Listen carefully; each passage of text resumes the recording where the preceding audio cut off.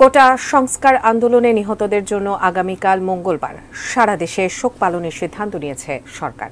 সোমবার প্রধানমন্ত্রী শেখ হাসিনার সভাপতিত্বে তার কার্যালয়ে অনুষ্ঠিত মন্ত্রিসভার বৈঠকে এই সিদ্ধান্ত হয়।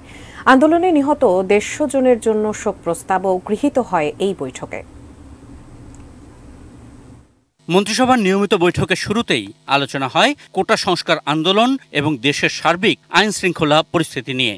স্বরাষ্ট্রমন্ত্রী তাঁর কাছে থাকা তথ্য জানান মন্ত্রিসভাকে। তিনি জানান, সরকারের প্রাপ্ত তথ্য অনুযায়ী এই ঘটনায় এখন পর্যন্ত মৃত্যুর সংখ্যা 150। আজকের উনি সবাই বলেছেন, গতকালকে বোধহয় 147 বলেছিলেন, আজকে বোধহয় আরো 3টি যোগ হয়েছে 150 উনি বলেছেন। মন্ত্রিসভার অন্য সদস্যরাও তাদের নিজ নিজ দপ্তরে থাকা তথ্যাদি তুলে ধরেন। সিদ্ধান্ত হয়, চলমান পরিস্থিতিতে গুজব ছড়ানো ঠেকাতে সতর্ক থাকবে সরকার। এছাড়া নিহতদের জন্য মঙ্গলবার দেশ জুড়ে কালো ব্যাজ ধারণ এবং উপাসনালয়ে প্রার্থনার সিদ্ধান্ত নেয় মন্ত্রিসভা। ওই দিনের ঘটনায় যারা নিহত হয়েছেন, ওই কোটা আন্দোলন নিয়ে যারা হতাহতের ঘটনায় যারা নিহত হয়েছেন, তাদের জন্য একটি শোক প্রস্তাব গ্রহণ করেছেন।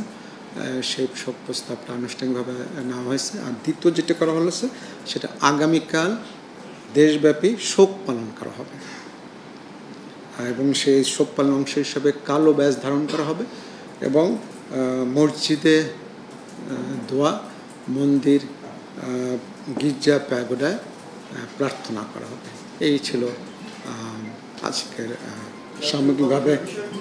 সামগ্রিকভাবে সিদ্ধান্ত। আমি যে সিদ্ধান্ত হয়েছে সেটি আমি আপনাদেরকে জানিয়েছি।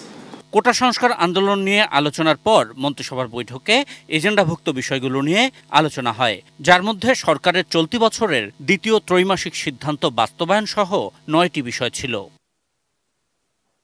আশিকুর রহমান অপু, এটি নিউজ, ঢাকা। শিয়া বাটার ও ভিটামিন ই সমৃদ্ধ lily glam beauty soap. Lily, always beautiful.